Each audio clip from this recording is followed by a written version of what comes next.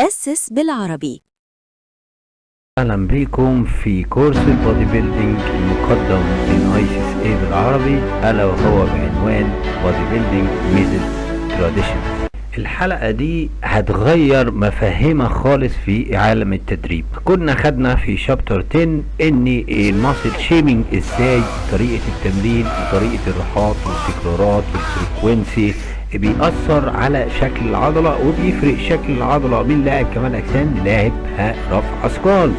هنا بقى هناخد الطرق اللي المفروض انت كلاعب كمال أجسام تقدر تتمرن بيها. مش بس كده، هندرس مدى فعالياتها بالساينس بالعلوم بقى، ومقارنتها ببعض، وازاي بيحصل تدرج الأوزان جواها، وايه الفرق ما بين جميع انواعها، وامتى استخدم ده وامتى استخدم ده وامتى استخدم ده، بالاضافه الى النظريات والتجارب العلميه اللي اتعمل واتبنى عليها البرامج ديت. هتخليك فاهم كويس جدا تقدر تحط البروجرام ديزاين بتاعك على اي من الميثودز اللي احنا هناخدها دي، الراحات البينيه، الماكسيمم ريب، الوزن بتاعه قد ايه، وتقدر تشتغل فيها برودايزد، يعني ازاي مثلا اطلع وازاي انزل. طرق زي ايه؟ زي يقول لك بري اكزاستنج، بوست اكزاستنج، طب مبدا الجيرمان، طب الدروب سات، السوبر سات، طب البيراميدز، امتى اعمل ده وامتى اعمل ده وامتى اعمل ده، وايه فيهم اللي فيك اللي هو مجرد شو لا اكتر لا اقل، لان مش افكتيف بالفعل على الماسل. وده طبعا هنا شغلتنا، لان شغلتنا كبادي بيلدينج سبيشاليست لازم نكون فاهمين ايه هي البرامج ونقدر نختارها لعملائنا اللي هتكون اكتر افكتيف. الناس اللي مهتمه بكمال الاجسام، يلا نبدا الحلقه يونت 11 من بودي بيلدينج سبيشاليست.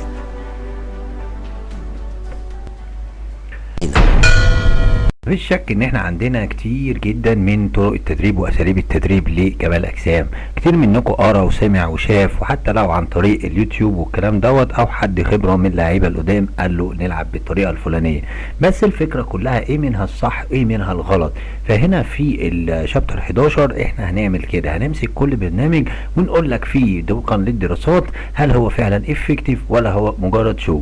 ملحوظه اخيره قبل ما نبدا، يقول لك ان الطرق اللي احنا بنشتغل بيها دي مش اي حد يلعب بيها، يعني ما تنفعش للبيجنر، لازم يكون اللاعب بتاعك ادفانسد او على مستوى عالي عشان يقدر يتحمل طرق التدريب دي. يلا بينا نبدا اول اسلوب من التمارين الا وهو السبليت سيستم تريننج. ان انا بقسم في التدريب كل منطقه من جسمي لوحدها، يعني هلعب النهارده بنش، بكره باي، بعده تراي، وممكن العب النهارده ابر، بكره لور، ما انا برضو قسمت الجسم مناطق. ممكن بوش البول، النهارده ايام البوش، بكره ايام البول، وممكن عضلات قصاد بعض باي وتراي. عشان كده السوبر سيت واحده من ضمن الاكسرسايز المهمه من ضمن السبليت تريننج. ونحب ناكد على حاجه هنا في عالم البودي بيلدينج، ان انا لو اتمرنت الفول بودي مثلا ماندي، ويدنسداي، فرايداي، غير لما انا العب سبليت هلعب العضله مره واحده بس في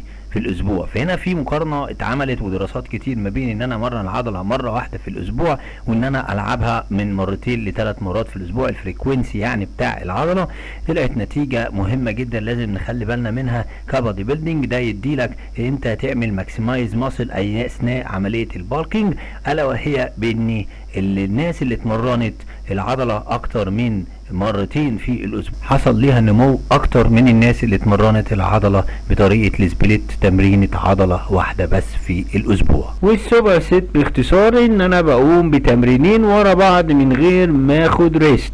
زي التمرينين دول ممكن يكونوا دور باي، دور تراي، دور تشيست، دور باك، شولدر، رير شولدر، ممكن الشولدر نفسه من كذا جهه. ديلك في الجدول ده مثال العب سوبر سيت ازاي. لو عندي يوم الرجلين اقدر العب ليج اكستنشن، ليج اكستنشن اهو، يبقى انا شغال ايه الكوادرسبس، ومعاها الستيف ليج ديد ليفت، يبقى انا الهامسترنج يبقى دي امامي وادي ايه الخلف، او سي سكوادز، ده سي سكوادز، والتانية ليج كيرل، يبقى انا شغلت امامي وخلف.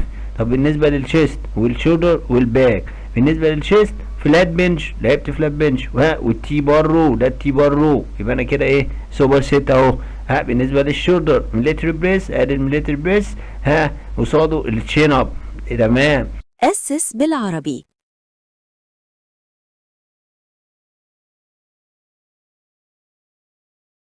This is the most professional master trainer in the Middle East, Coach Ahmed Mega Hype,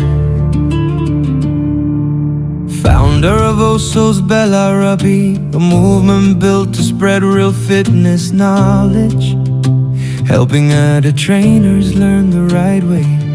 From Zainab to nutrition,